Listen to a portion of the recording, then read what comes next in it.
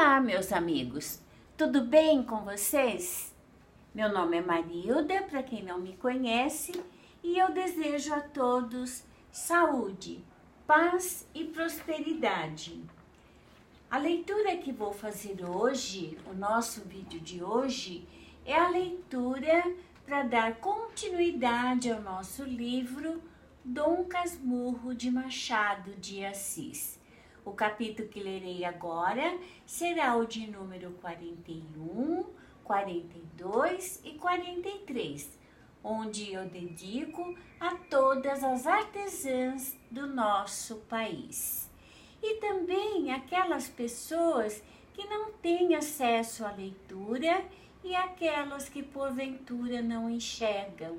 Eu serei os olhos de vocês. Então vamos lá? A nossa leitura de hoje, desejo a todos boa leitura. Capítulo 41. Audiência secreta. O resto fez-me ficar mais algum tempo no corredor, pensando. Vi entrar o Dr. João da Costa e preparou-se logo a voltarete de costume. Minha mãe saiu da sala e, dando comigo, perguntou se acompanhar a Capitu. Não, senhora, ela foi só. E quase investindo para ela, mamãe, eu queria dizer-lhe uma coisa, que é, toda assustada quis saber o que é que me doía, se a cabeça, se o peito, se o estômago, e apalpava-me a testa para ver se tinha febre. Não tenho nada, não, senhora. Mas então o que é? É uma coisa, mamãe. Mas escute, olhe, é melhor depois do chá logo. Não é nada mal, mamãe. Assusta-se por tudo. Não é coisa de cuidado. Não é moléstia? Não, senhora. É isso. É volta da constipação. Disfarças para não tomar o suadouro. Mas tu estás constipado. Conhece-se pela voz. Tentei rir, para mostrar que não tinha nada, nem por isso permitiu adiar a confidência. Pegou em mim, levou-me ao quarto dela, acendeu vela e ordenou-me que lhe dissesse tudo. Então eu perguntei-lhe, para principiar, quando é que ia para o seminário? Agora só para o ano, depois das férias. Vou ficar? Vou para ficar? Como ficar? Não volto para casa? Voltas aos sábados e pelas férias, é melhor. Quando te ordenares padre, vem morar comigo. Enxuguei os olhos e o nariz. Ela afagou-me, depois quis repreender-me, mas creio que a voz lhe tremia e pareceu-me que tinha os olhos úmidos. Disse-lhe que também sentia a nossa separação. Negou que fosse separação, era só alguma ausência por causa dos estudos. Só os primeiros dias. Em pouco tempo eu me acostumaria aos companheiros e aos mestres e acabaria gostando de viver com eles. Eu só gosto de mamãe. Não houve cálculo nestas palavras, mas estimei dizê-la, por fazer crer que ela era a minha única afeição, desviar as suspeitas de cima de Capitu. Quantas intenções viciosas há assim que embarcam ao meio caminho numa frase inocente e pura, chega a fazer suspeitar que é a mentira e, muita vez, tão involuntária como a transpiração. Por outro lado, leitor amigo, nota que eu queria desviar as suspeitas de cima de Capitu, quando havia chamado minha mãe justamente para confirmá-las, mas as contradições são deste mundo. A verdade é que minha mãe era cândida como a primeira aurora, anterior ao primeiro pecado, nem por simples intuição era capaz de deduzir uma coisa da outra, isto é, não concluiria da minha repentina oposição que eu andasse em segredinhos com Capitu. Como lhe dissera José Dias, calou-se durante alguns instantes. Depois replicou-me sem imposição nem autoridade, o que me veio animado à resistência. Daí eu falar-lhe na vocação que se discutira naquela tarde e que eu confessei não sentir em mim. Mas tu gostava tanto de ser padre, disse ela. Não te lembras que até pedias para ir ver sair o seminarista de São José? Com as suas batinas, em casa, quando José Dias te chamava reverendíssimo, tu rias com tanto gosto. Como é que agora? Não creio não, Bentinho. E depois, vocação. Mas a vocação vem com o costume, continuou repetindo as reflexões que ouvira ao meu professor de latim. Como eu buscasse contestá-la, repreendeu-me, sem aspereza, mas com alguma força, e eu tornei ao filho submisso que era. Depois ainda falou gravemente e longamente sobre a promessa que fizera. Não me disse a circunstância, nem a ocasião, nem os motivos dela, coisas que só vinha saber mais tarde. Afirmou o principal, isto é, que havia de cumprir em pagamento a Deus. Nosso Senhor me acudiu, salvando a tua existência. Não hei de mentir nem falhar, Bentinho. São coisas que não fazem sem pecado. E Deus, que é grande e poderoso, não me deixaria assim. Não, Bentinho. Eu sei que seria castigada e bem castigada. Ser padre é bom e santo. Você conhece muitos, como o padre Cabral, que vive tão feliz com a sua irmã. Um tio meu também foi padre e escapou de ser bispo, dizem. Deixa de manha, Bentinho. Creio que os olhos que lhe deitei foram tão queixosos que ela emendou logo a palavra manha. Não podia ser manha. Sabia muito bem que eu era amigo dela e não seria capaz de fingir um sentimento que não tivesse. Moleza, é o que queria dizer.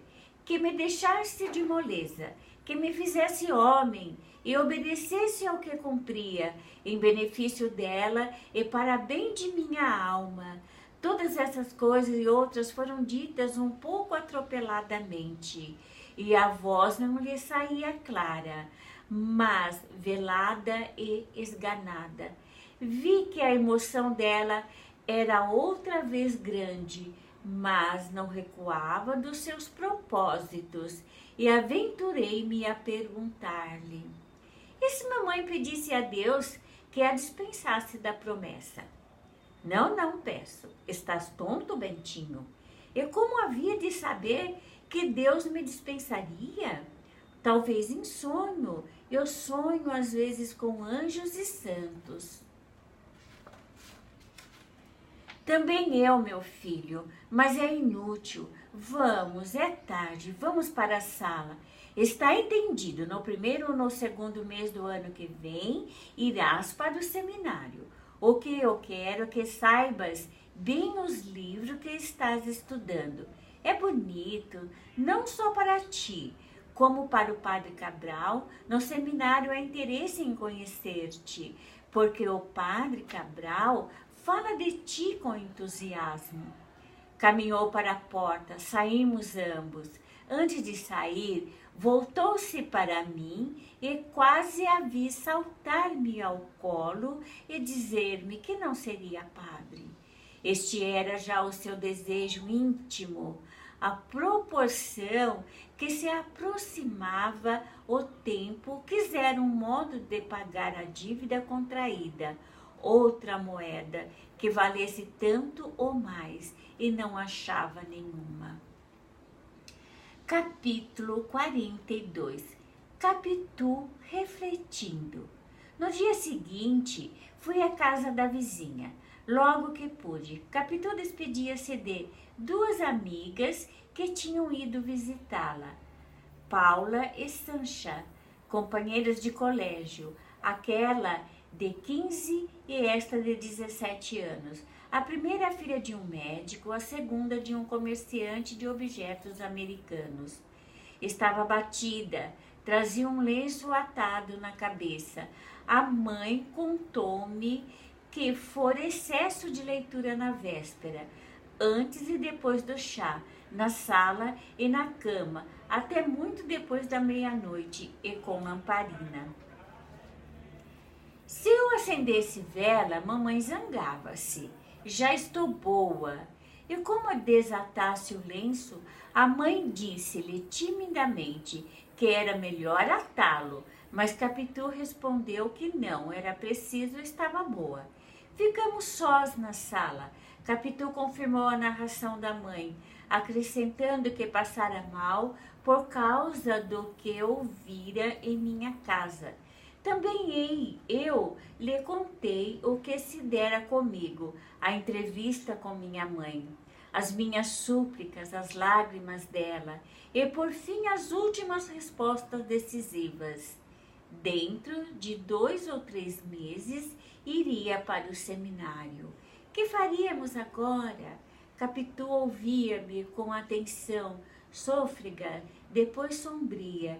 Quando acabei, respirava a custo, como prestes a estalar de cólera, mas conteve-se.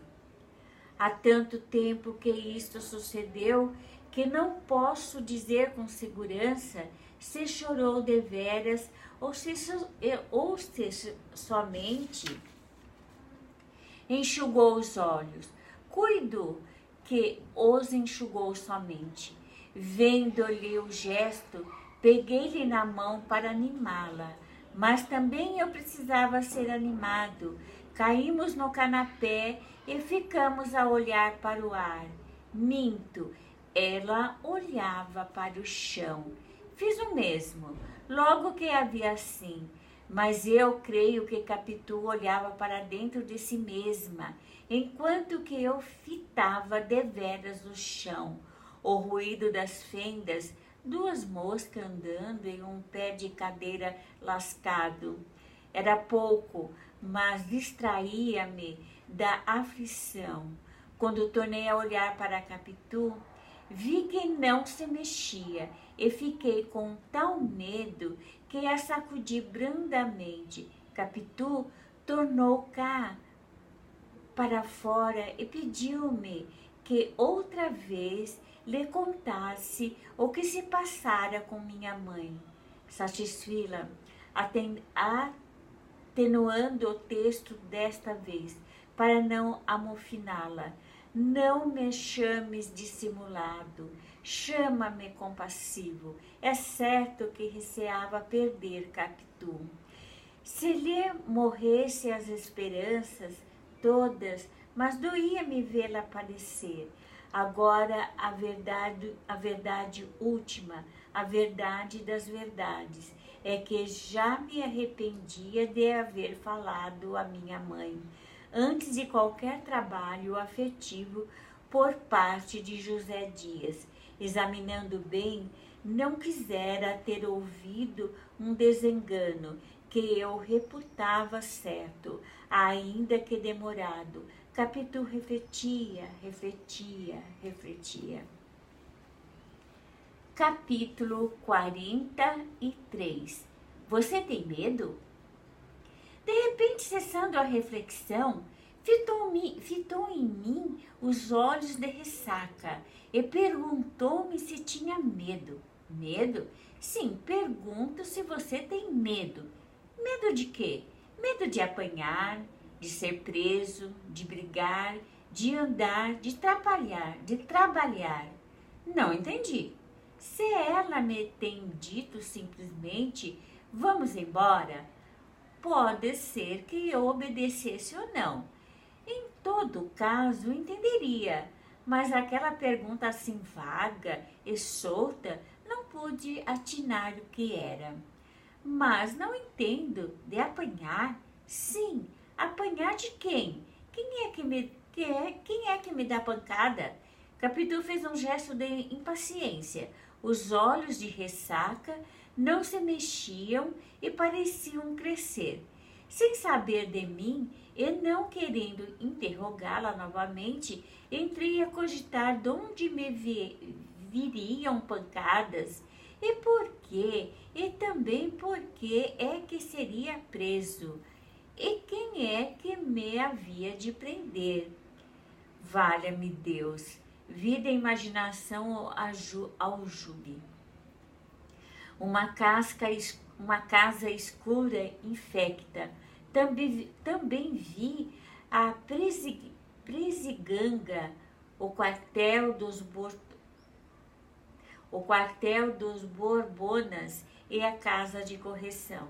Todas essas belas instituições sociais me envolviam no meu mistério, sem que os olhos de ressacas de Capitu deixassem de crescer para mim, e tal ponto que as fizesse esquecer de todo. O erro de Capitu foi não deixá-lo crescer infinitamente, antes diminuir até as dimensões normais, e dar-lhe o movimento do costume. Capitu tornou ao que era, disse-me que estava brincando, não precisava afligir-me, e com um gesto cheio de graça, bateu-me na cara sorrindo e disse, medroso, eu? Mas não é nada, Bentinho, pois quem é que há de dar-lhe pancada ou prender você? Desculpe que eu hoje estou meia maluca, quero brincar e... Não, Capitu, você não está brincando. Nesta ocasião, nenhum de nós tem vontade de brincar. Tem razão, foi só maluquices, até logo. Como até logo? Está me voltando a dor de cabeça, vou botar uma rodela de limão nas fontes. Fez o que disse e atou o lenço outra vez na testa. E, em seguida, acompanhou-me no quintal para se despedir de mim. Mas, ainda aí, nos detivemos por alguns minutos, sentados sobre a borda do poço. Ventava, o céu estava coberto. Capitu falou novamente da nossa separação, como de um fato certo e definitivo.